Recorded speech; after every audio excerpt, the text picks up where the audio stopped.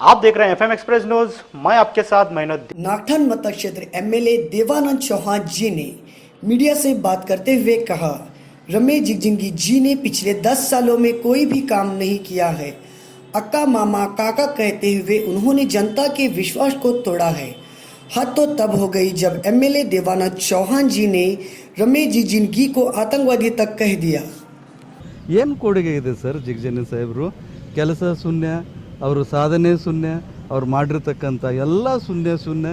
ಈ ಬಿಜಾಪುರ ಜಿಲ್ಲೆಗೆ ಏನು ಆಯ್ಕೆ ಮಾಡಿಕೊಟ್ಟಿರ್ತಕ್ಕಂಥ ಜನತೆ ಏನು ಅವ್ರ ಮೇಲೆ ಭರೋಸೆ ಇಟ್ಟಿತ್ತು, ಏನೂ ಮಾಡೋಕ್ಕಾಗಲಿಲ್ಲ ಸರ್. ಬಿಜಾಪುರ ಜಿಲ್ಲೆಗೆ ಒಬ್ಬರು ಭಯೋತ್ಪಾದಕರು ಆಗಿಬಿಟ್ಟಿದ್ದಾರೆ ಅವರು. ಅದಕ್ಕಿಂತ ಹೆಚ್ಚಿಗೆ ಏನಿದೆ ಸರ್?